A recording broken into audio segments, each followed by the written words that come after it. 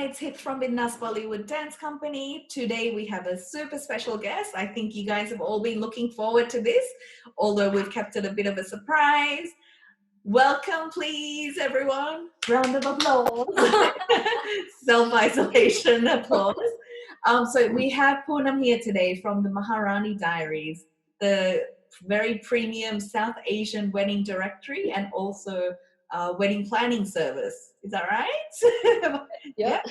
You look beautiful. And I was just saying before we started recording, I love your background as well. Like, it's got the beautiful native flowers that I saw in one of your previous videos as well. They've lasted so long. So That's actually get onto that, everyone.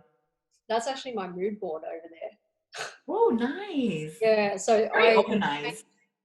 I try and change it up every now and again, but I thought it's good to have a vision board in your office. I think it's, to be able to have those dreams and aspirations on your wall up there. Yes. All the time. I look at it every single day.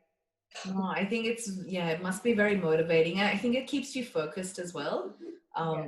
Just when you're constantly seeing it, you react to it, you remind yourself constantly. Yeah. So, I think everyone knows who you are and what you do, but just, I mean, the Maharani Diaries have blown up nationally and internationally as well. And I'm so happy for you. It's really great. But can you tell our audience just a little bit of history and how the Maharani Diaries started and what you actually do, what services you provide as well? Yeah. No, well, thank you so much for this. And I'm so happy that you've started this as well for your own journey too, because people need an outlet to, such as this, to talk about anything and everything. And especially you being in the creative industry and me as well. Yeah. It's a really good outlet and I'm excited. So, okay, let me start off. So my professional career started off as a scientist back in Melbourne. I'm now in Sydney. I literally grew up in my father's pharmacy business. At the time, he had a pharmacy in Greensborough with Mum. Yeah. And at that time, obviously, science was the path to follow. Growing up around medicine and all sorts of, health in the healthcare profession. Just growing up in the pharmacy, honestly, I didn't know what I wanted to do, but science was the path to follow, I felt. And look, I had a really successful career in the pharmaceutical industry for many, many years. But I think it wasn't until my brother got married in 2007 in Melbourne. He had a big fat Indian wedding. And something just clicked for me then. I just realized at that point that I was in the wrong career.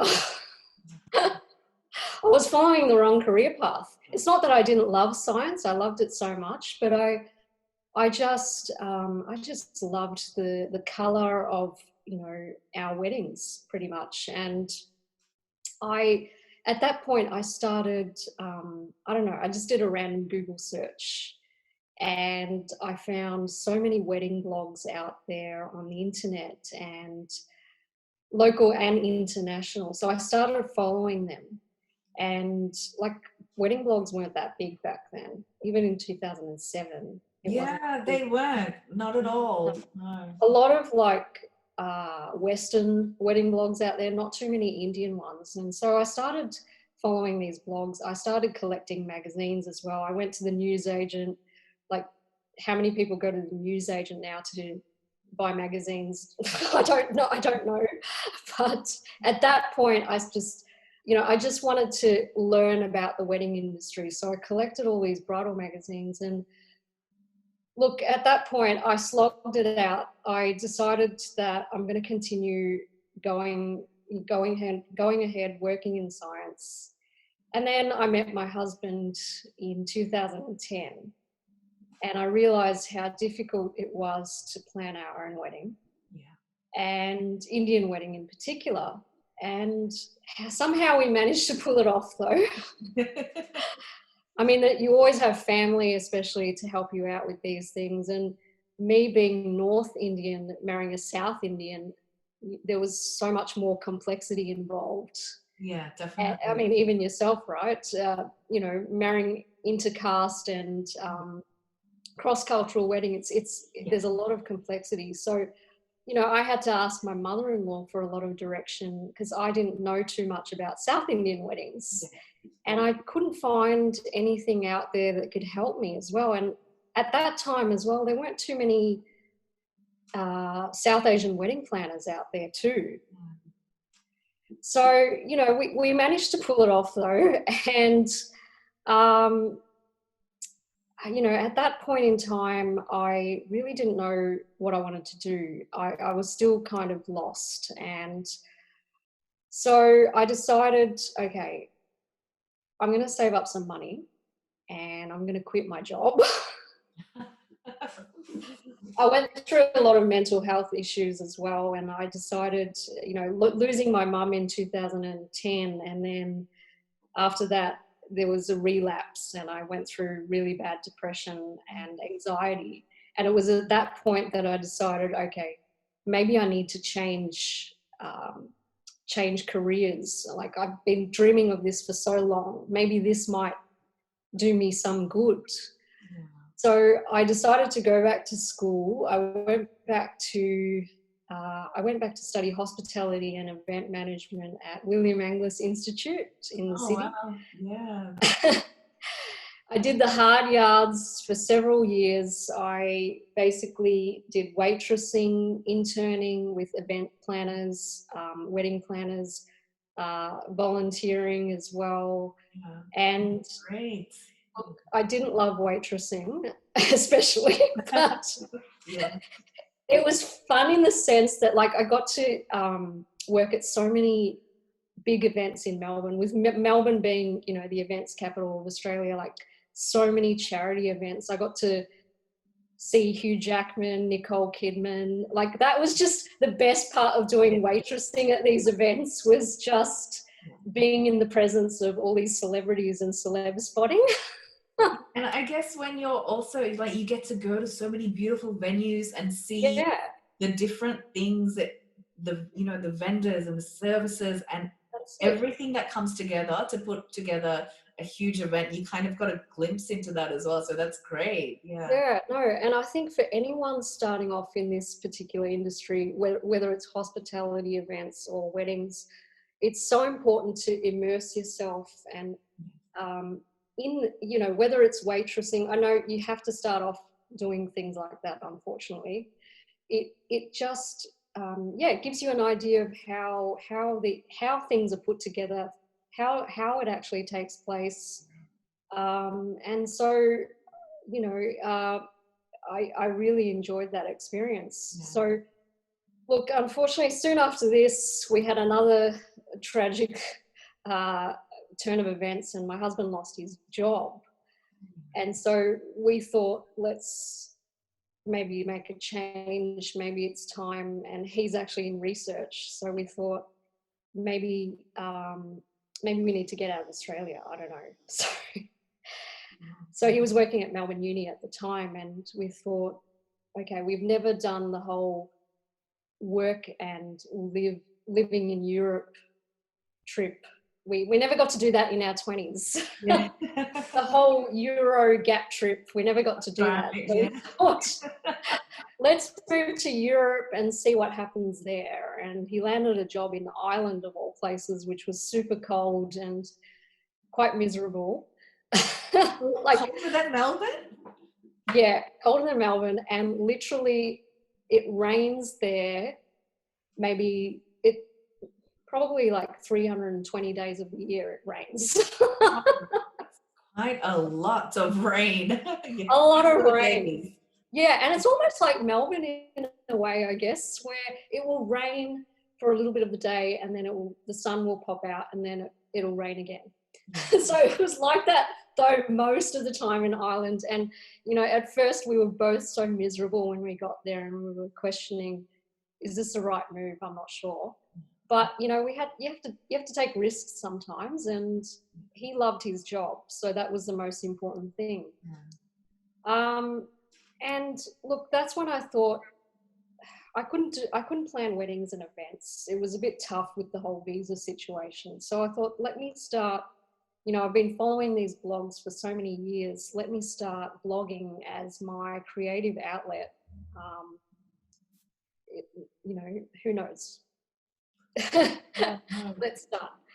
Um, and then with the UK being next door, I thought, let me travel to the UK and get a feel for how the industry is over there.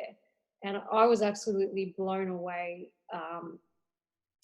The weddings and events, especially in the Indian, especially in the Indian wedding industry, it's just massive over there. Yeah. I mean, Indians have been in the UK for so long.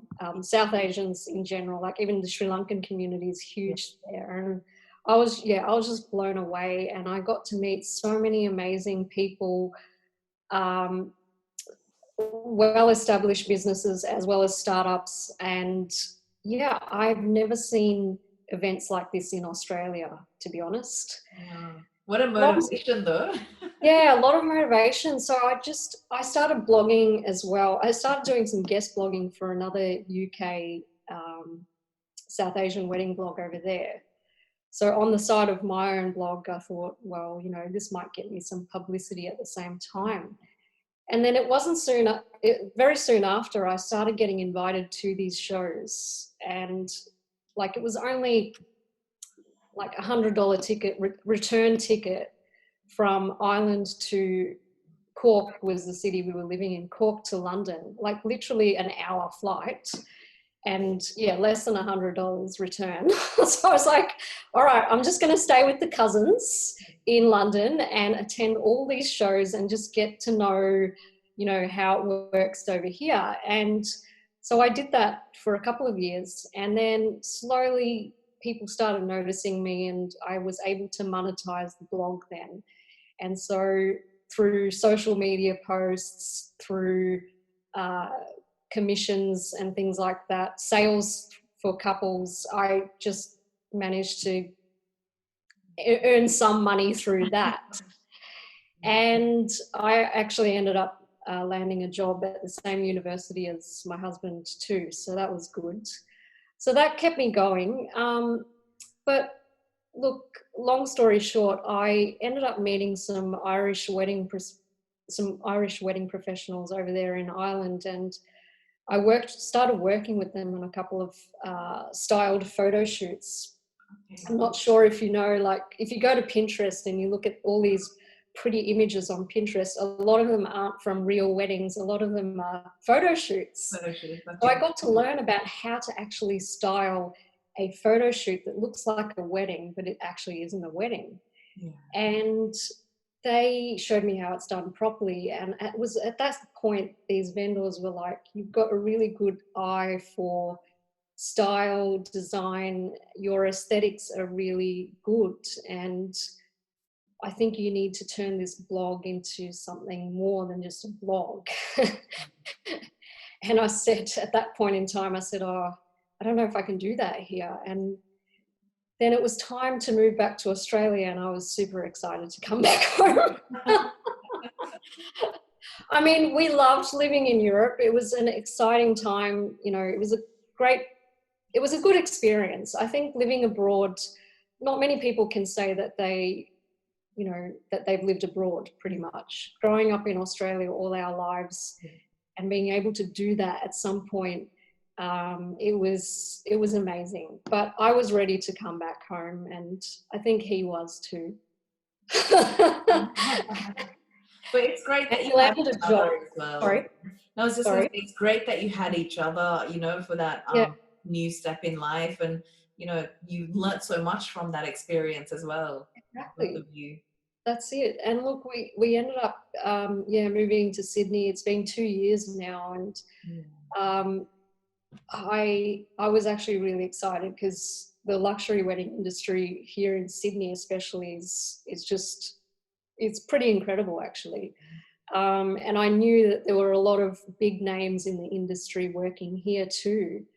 And at that point I knew, okay, this is the time now to actually grow this business.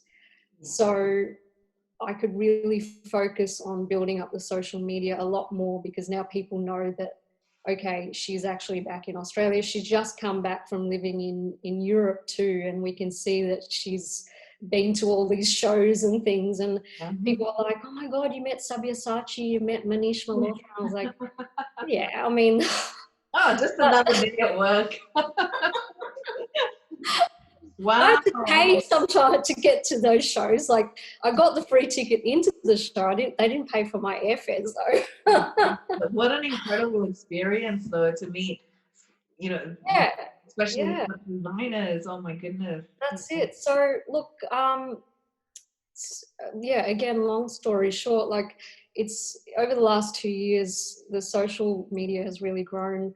I've started getting a lot of inquiries from brides, and I've met so many people in the industry here in Sydney in particular. I mean, look, it's a journey though. You meet, you connect with some people and you don't. Yeah.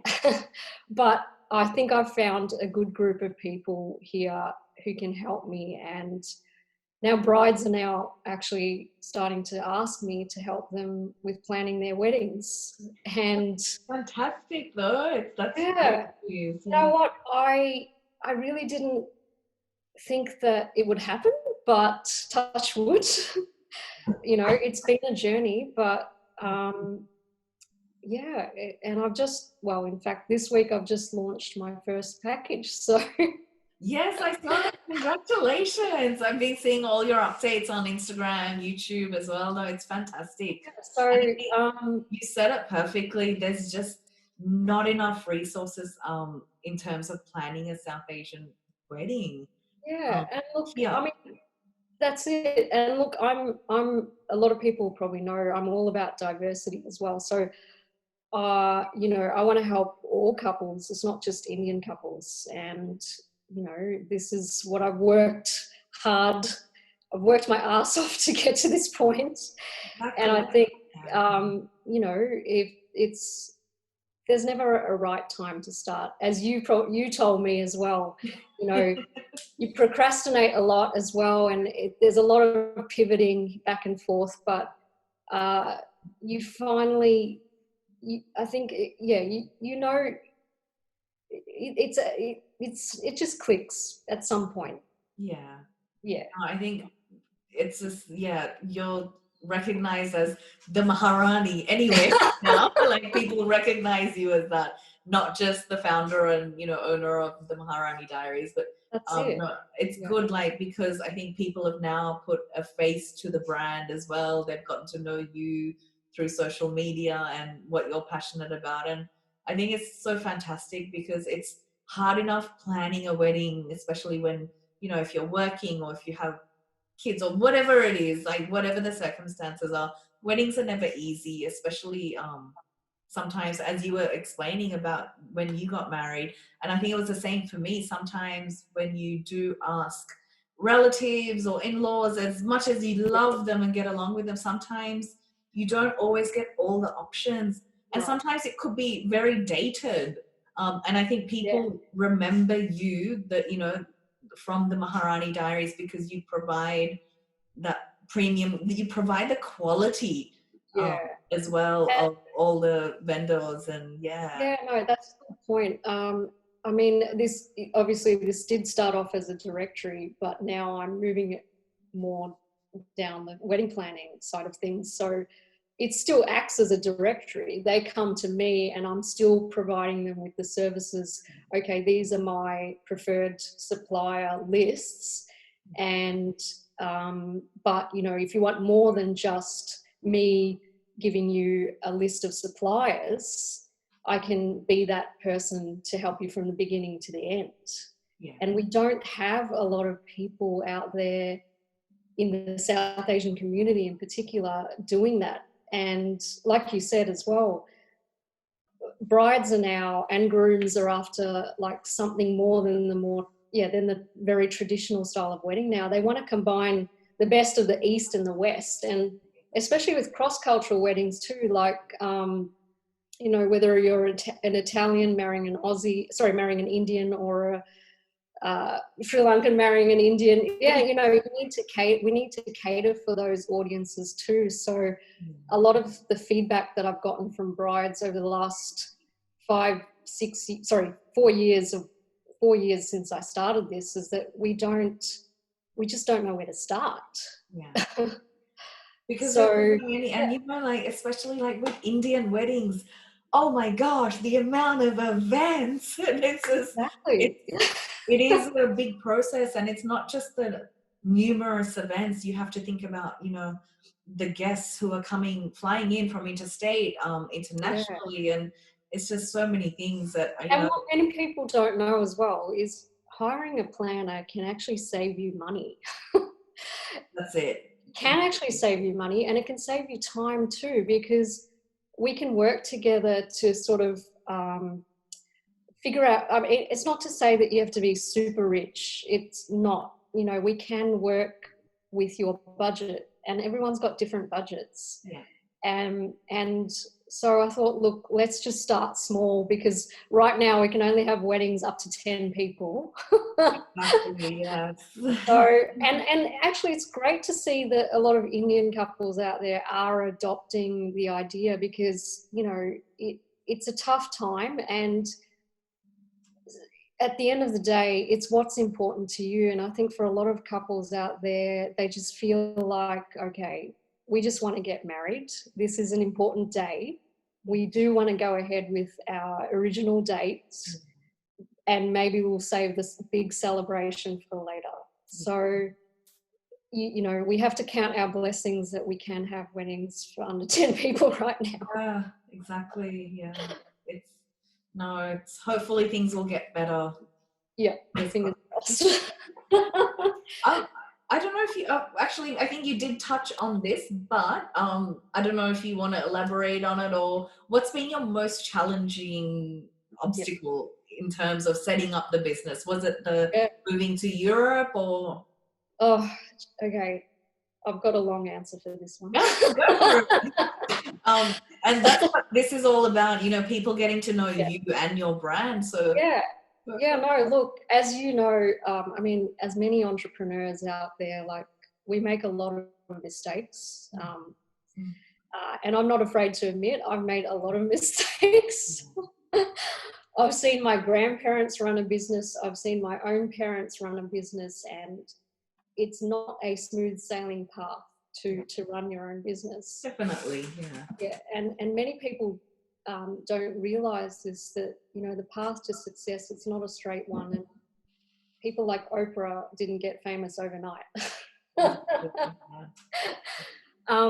But, you know, I think these challenges have taught me a lot of lessons over the years, and that one particular lesson is to always persevere, no matter what, no matter how hard the journey is, no matter what people say about you as well.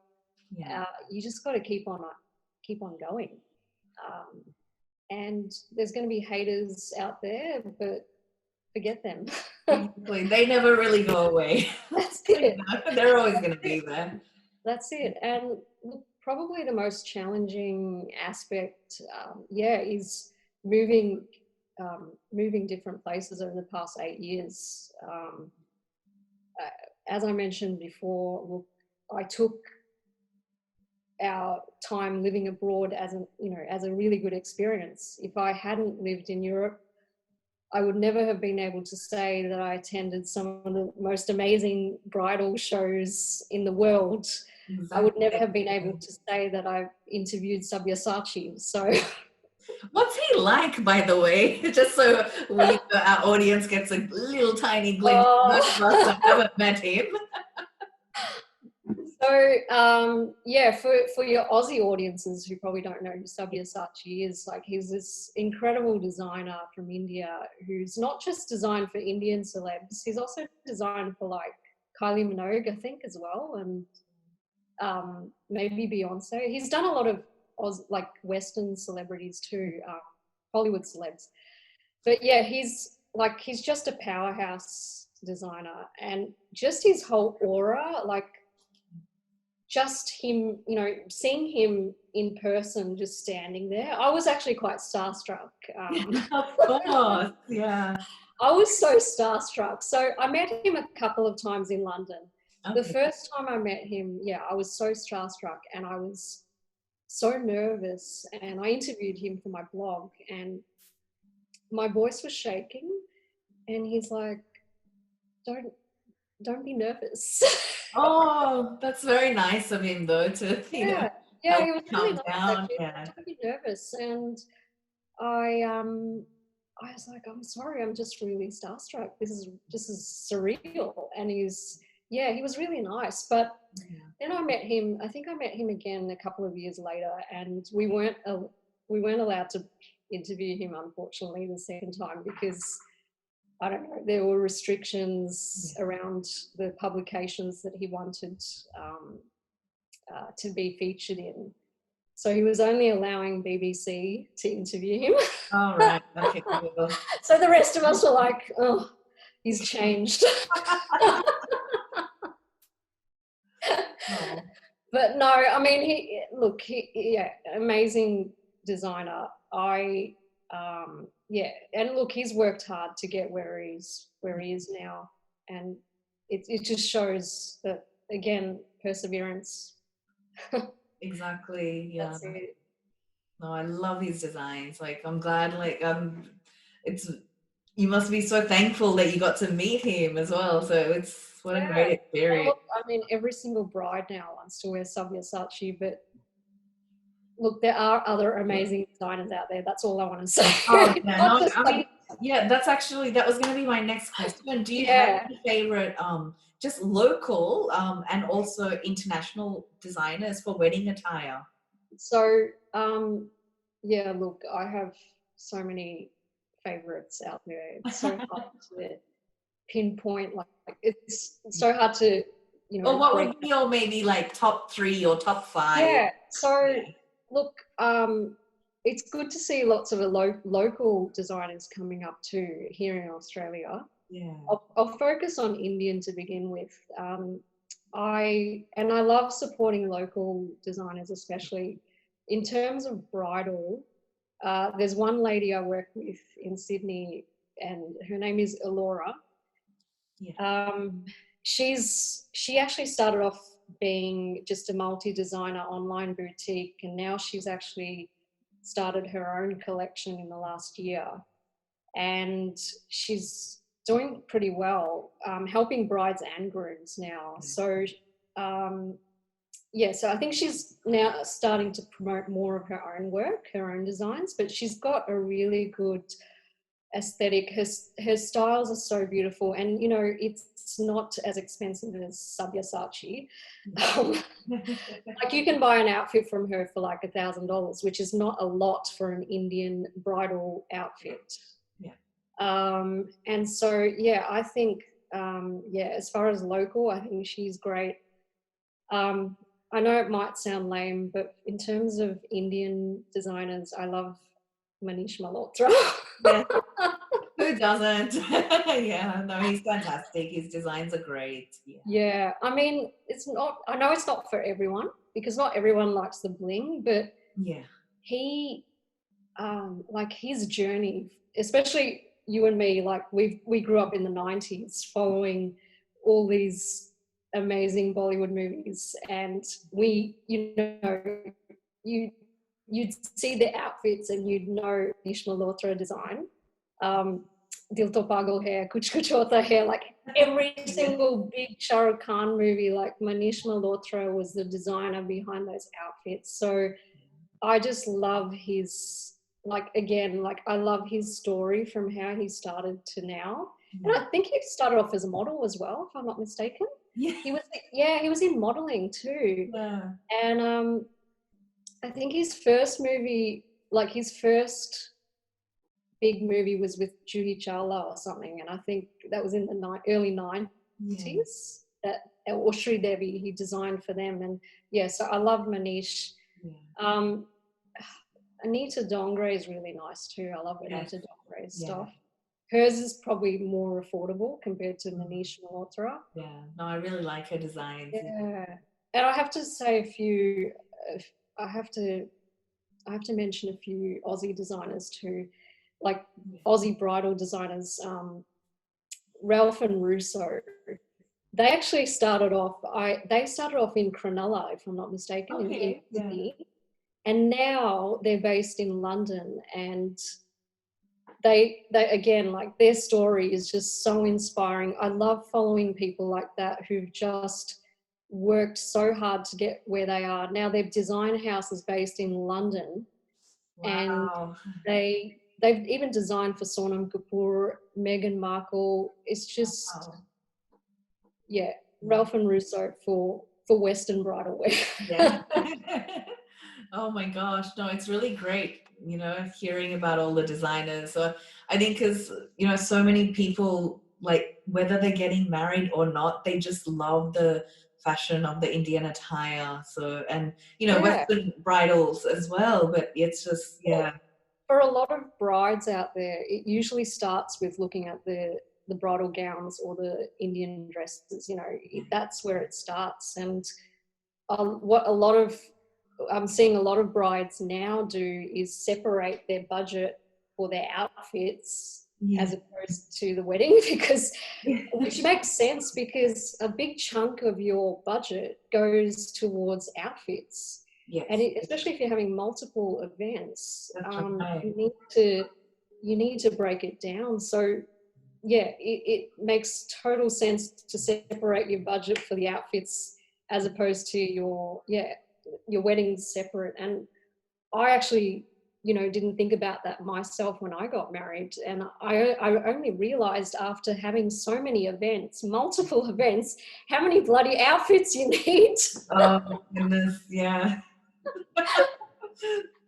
It does get like that. Yeah. I had, I think, one or two saris left over, that because I bought them for just in case, and then we didn't end Yes. up having our Melbourne function. Yeah. So basically, because I'm Sri Lankan, hubby's Indian, we Yeah. had the Sri Lankan wedding in Kandy in Sri Lanka. A week Yeah. later, we had the North Indian wedding in Delhi, and then we planned to come back to Melbourne and have a function for our friends and extended Mm. family here, but Mm. we were just exhausted.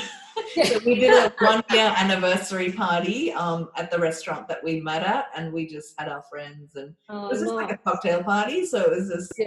but lucky you brought the extra just in case saris. Yeah, no, that's what I did too, actually. I did have some just in case ones, but I also realized that I needed to buy outfits for my aunties as well, who were Yes. attending the wedding too. So, that it all adds up. And this Yeah. is something that you don't think about, especially with, a South Asian wedding. You have to buy gifts for your relatives as well. Yeah.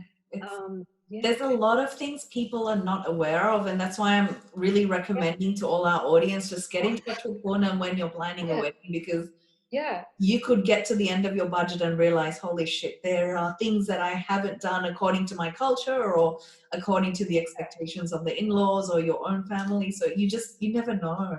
So it's No. always great to talk to an expert. Yeah, definitely. But I was going to ask you, because we're in the midst of COVID. So how's COVID-19 affected your business? I mean, how has it affected the Maharani Diaries, and like, how Um, are you adjusting your yeah. services accordingly? So look, I'm trying not to talk about it too much now.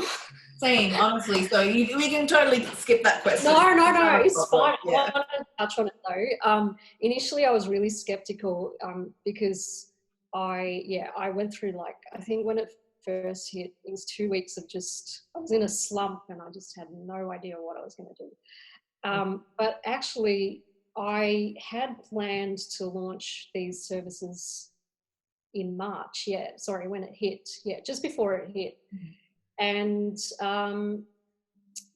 but look, I think that you just have to stay positive. And I don't know. I just did a 360, and I was like, you know what, stuff this. I'm just gonna go ahead and launch this anyway. Yeah, that's it.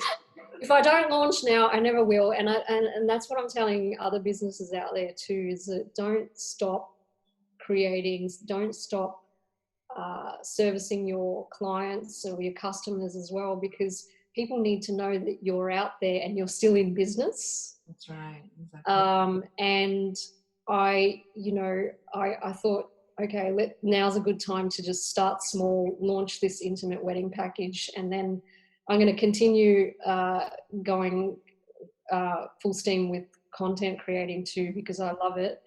But yeah, I'm just going to be building up these wedding planning and coordination services over the next 6 months, pretty much.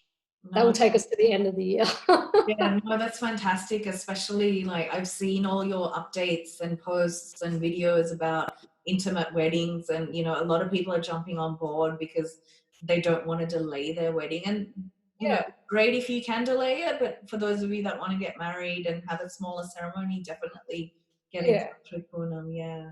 Yeah, and I mean, I know, like I've heard from couples who've lost some money as well, but we've all lost money, unfortunately, during this period. Oh my gosh, yes, yeah. And it's just, you just have to adapt. That's it. No, that's it. Yeah, I think hopefully we'll come out of this soon. And it's everyone saying we are all in this together, and we're all in this together, because it's affecting the entire world, and it's affecting every industry. That's it. Yeah, there's really nothing much we can do except plan properly, like get advice about planning. Yep, that's it. Keep on planning. I think this is your next question, right? I did want to ask you, so what advice would you give to couples who are currently planning their wedding for 2020 but also 2021 next year? So look, keep on planning, because like you said, we'll come out of this eventually. There's no reason to stop doing what you're doing. And people in the wedding industry are still working. People like yourself as well, you're still helping couples plan ahead for next year and the year after. So stay positive, stay productive, and still out there to help anyone. Like, even if you've got any random questions, just doesn't matter. Just better to ask and get the correct information as well. Yeah. And what I've noticed with our bookings, and I've spoken to other vendors as well, don't stop planning, as Poonam said, just to our whole audience, because we've got rearrangements happening, so we're getting booked for next year. Like some of the photographers that we work with, DJs that we work with, everyone's already getting booked because people have postponed their weddings, or they're planning already for next year just to be safe, instead of planning for this year. So look, vendors are getting booked out, so don't stop. As Poonam said, you got to keep going, you got to keep doing your research. And even if you're not going to make an official booking or an official deposit, just at least give the businesses a call. Make sure you let them know what your concept is and what your thoughts are as well. So true, so true. I know, it's just I just really hope brides and grooms don't get like, it's very mentally challenging for everyone, this whole situation, so don't lose hope. Look, it's a tough period, but it's tough for a lot of people out there, even if you're not a bride too. So we will get out of it soon, touch wood. Definitely. We're doing better than most countries. That's a good sign. Yes, definitely a good sign. But I was going to say, our time's actually up, but I have one more thing before you go. It's a quick word game. So basically, I'm going to say one word, and you respond with the first word or sentence that comes to mind. So that way you don't have to really think too much. It's basically like an automatic reaction. Okay, so a sentence is fine too, because I'm pretty bad with just coming up with one word. Look, one word or one sentence. I kind of stole this segment from Jay Shetty's podcast, so I thought, this might be interesting, because I didn't think of that. Yeah, I don't watch his personal videos. That I know he does a lot, but I do watch the interview podcast that he does with so many different a variety of, humans throughout the globe. Yeah, But he's such a great person to follow at this point in yeah, time, especially like just definitely. Yeah. so inspiring and just, especially if you need your mental health Yeah, check. exactly. Someone like him is good to listen to right Yeah, now. Yeah. definitely. All right, Go ready? for it. Okay, so I'm just like one word and you respond however as quickly as you Okay. can. Yep. Sydney. Human. Scott Morrison. Okay. Bride. Chiller. Flowers. Oh God, this is hard. Um, decor. Oh, nice. TikTok. Questionable. Good answer. India. Incredible. Melbourne. Awesome. Of course we. Okay, the word slay. What? The word slay, SLAY, hashtag slay. Oh, gee, that's a hard one. It's just, everyone's hashtag slay, regardless of gender, and I'll throw it in there. So, Forever. forever, Slave forever. slay forever. There we go. I'll use that one for this podcast, definitely. Okay, two more. Elope. Do it. Why not? Last one. Bollywood. Shah Rukh Khan.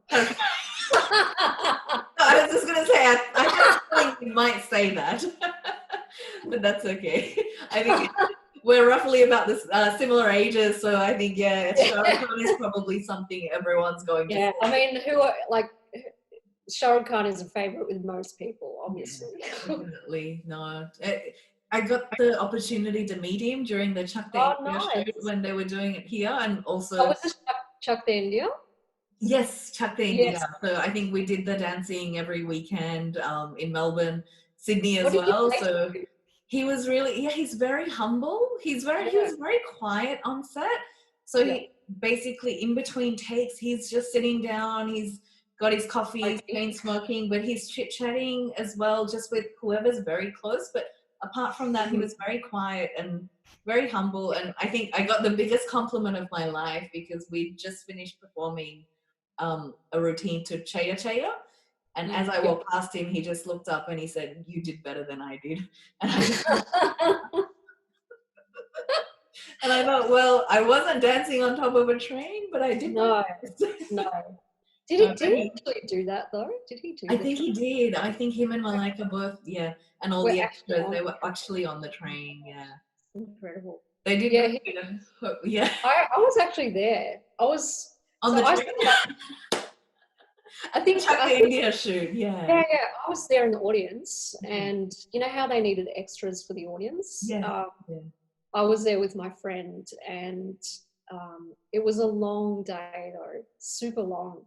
But They I just were very remember long. seeing him there, like, yeah, he seemed like a really cool, calm Yeah, sort of guy. he was very But chilled out. yeah, maybe that was the cigarettes.